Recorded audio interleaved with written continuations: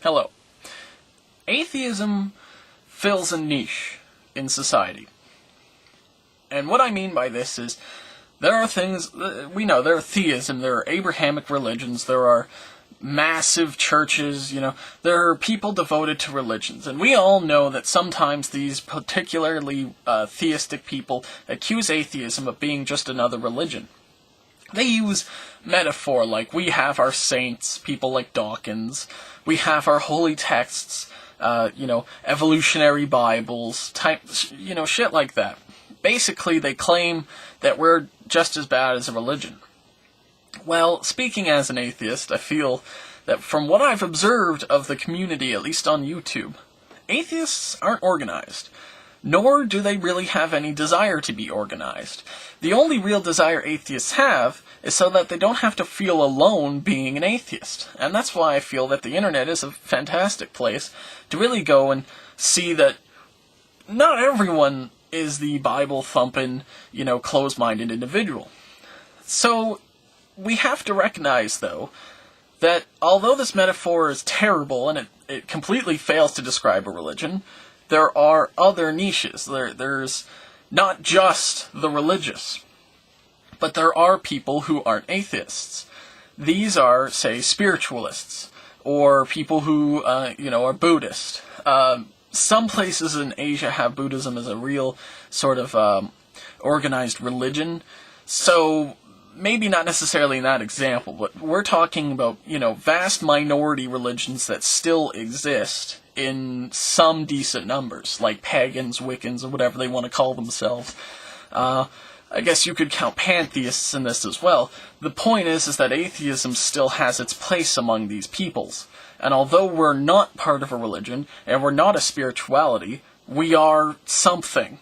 And I would go as far as to say, we are part of that group. We have more in common with the Wiccans, we have more in common with the spiritualists, than we ever did with organized religion. And that as such, we must at least identify ourselves and be happy that we fill that niche. We fill that role, and we should just accept it. Because humans have a desire for some sort of answers, some sort of spirituality, some sort of thing about the world around us. There's modes of thought, and there's just one mode of thought that needs some sort of answer to it. Be it that there is no answer, or be it that, there's, be it atheism, agnosticism, or be it spirituality, or whatever. So, now that I've established that we are we are a niche, we are a role that is filled, we should also try and understand that the people who speak for us, people like Richard Dawkins or Pat Condell, or, other famous atheists, they exist. There are famous atheists. There are people who are renowned, who are spokesmen for atheism. These are sort of leaders, although I've never really seen them lead anything. But the point is, they also fill that role within our role. So, when we look at people like Pat Condell, and we see that most of their, that they've started chanting this weird political bullshit.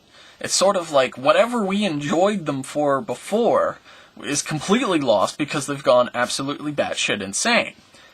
What I'm trying to say, and I hope that I get this point across in this video, is people like that should be recognized as they are spokesmen for atheism, but as such, if we can recognize them as spokesmen, then we can also remove that ability of them. Because atheism doesn't really have any defining factors. You don't have to be a liberal to be an atheist. You don't have to be a conservative to be an atheist. You can be a fascist and be an atheist. A lot of fascists were atheists. Point is, you don't gotta be fucking anything. The only thing you gotta be to be an atheist is to just not believe in God.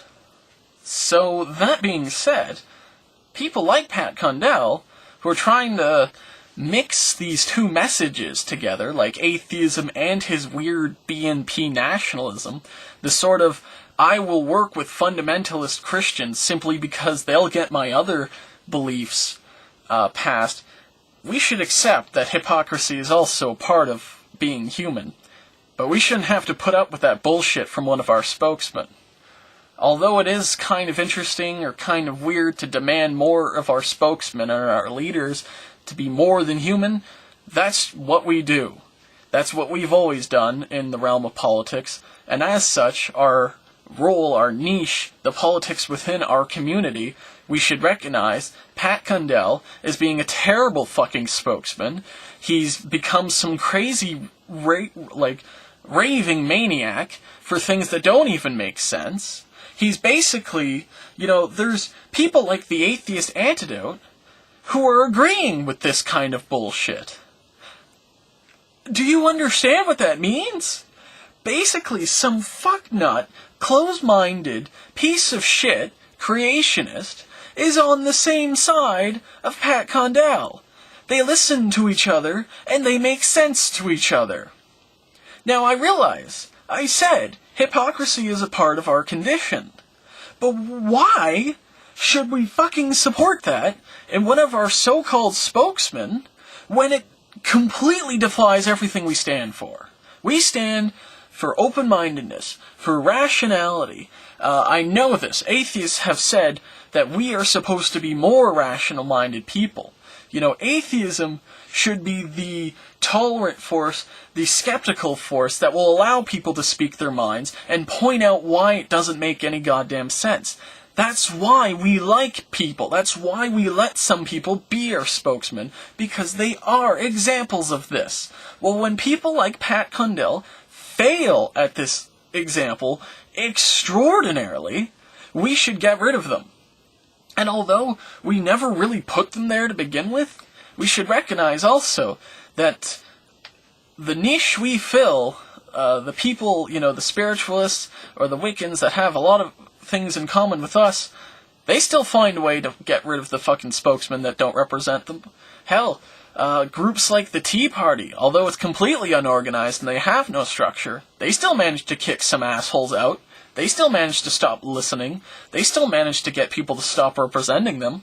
So we should take a lesson from the Tea Party. I feel dirty for saying that, but we should take a...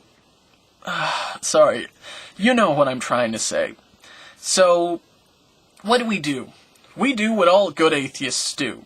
We target someone when they're being a moron, and we point them out on it, and we call them on it, and we expect a response. And if they don't get a response, we know they're full of shit. And if people are full of shit, what do? You stop listening to them. So that being said, as I have seen, and as others have demonstrated, Pat Condell is full of shit, and we should stop listening to him.